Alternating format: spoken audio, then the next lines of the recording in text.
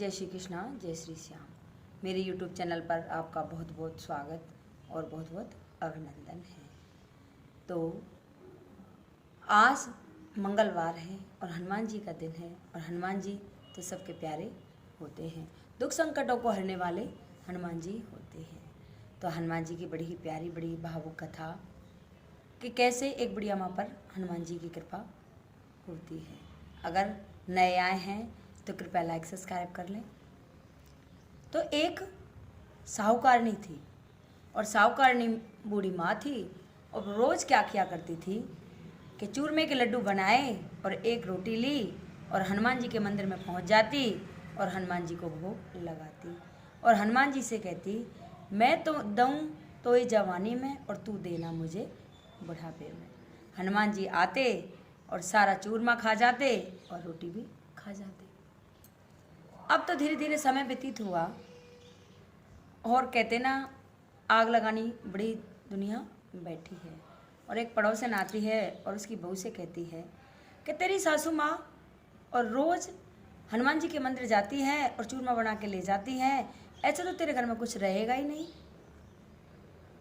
तो वो कहती, क्या कहूँ कि उसको मना कर दे और चूरमा ना ले जाए। तो अगला दिन हुआ और वह बहू बोली कि माँ जी, आप रोज़ चूरमा बनाती हो और हनुमान जी के मंदिर ले जाती हो और ऐसे तो सारा घी ख़त्म हो जाएगा, सब कुछ ख़त्म हो जाएगा और अब आप चूरमा मत बनाना। तो बुढ़िया माँ ने उस दिन चूरमा नहीं बनाया और चूरमा नहीं बनाया तो कुछ खाया पिया भी नहीं और एक अंदर वाली कोठरी में गई और जाके वहाँ सो जाती है। बुढ़िया माँ को 7 रोज़ हो जाते हैं। एक दिन और हनुमान जी उसके सपने में आते हैं और कहते हैं कि ले चूरमा खा ले।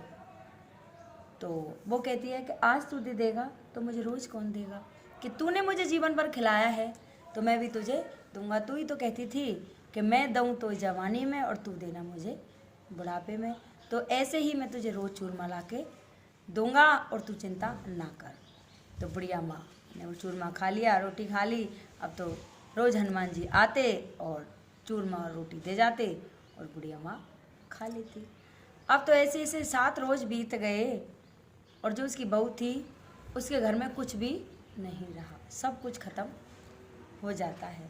जब सब कुछ ख़त्म हो जाता है बूढ़ी बहू के घर में, तो उसको याद आती है कि आज माँ जी को 7 रोज़ हो गए और उन्होंने भी कुछ नहीं खाया। तो जाके देखती हूँ कैसी होंगी, सारी सूख गई होंगी और पता नहीं जीवित भी हैं या मर गई। तो जैसी आती है, आके देखती है तो बुढ़िया माँ तो मोटी ताजी खूब बढ़िया लेट रही थी।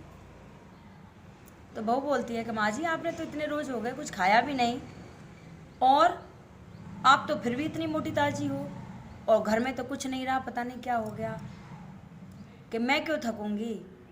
मेरे तो हनुमान जी बालाजी आते हैं और मुझे चूरमा दे के रोज़ जाते हैं।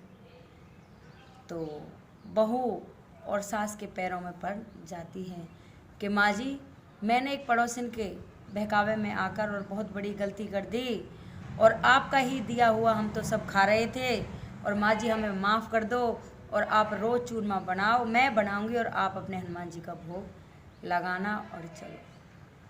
तो बुढ़िया माँ कहती थी कि मैं क्या करती, भगवान को भोगी तो लगाती थी और तूने तो मुझे वो भी छीन लिया कि नहीं माँ जी मुझे माफ़ कर दो और आपके बालाजी की कृपा थी, जो हमारा घर संसार चल रहा था, हम पे तो कुछ नहीं है। तो बुढ़िया माँ और आती है, आके और चूरमा बनाती है, बालाजी का भोग लगाती है, उसकी बहू भी सुधर जाती है। अगले दिन वो पड़ोसन आती है और कहती है कि तेरी सासू माँ तो मोटी ताजी पड़ी है और ये तो फिर चूरमा ले जा रही है। तो वो कहती है कि हमारे सासू बहू के बीच में मत आना, ठीक है, हमारे तो बालाजी की ही कृपा से सारा कारोबार चल रहा है, उसी की दया से हमारी गाड़ी चल रही है। छोटा सा बालाजी और चलावे हमारी गाड़ी से, तो इसी के कारण हमारी ये गाड़ी चल रही है और बालाजी नहीं है तो कुछ भी नहीं है। तो जैसे उस बुढ़िया माँ पर दया करी बालाजी ने, ऐसी सब पर कृपा करना, सबके घर में वारे न्यार करना, भंडारे भरना, सुख शांति देना। अगर मेरी कथा किसी को अच्छी लगे तो कृपया लाइक सब्सक्राइब कर देना और एक नीचे बेल आइकन का बटन है उसको भी प्रेस कर देना और कमेंट में जय बालाजी की ज़रूर लिखना। बोल बालाजी महाराज की जय।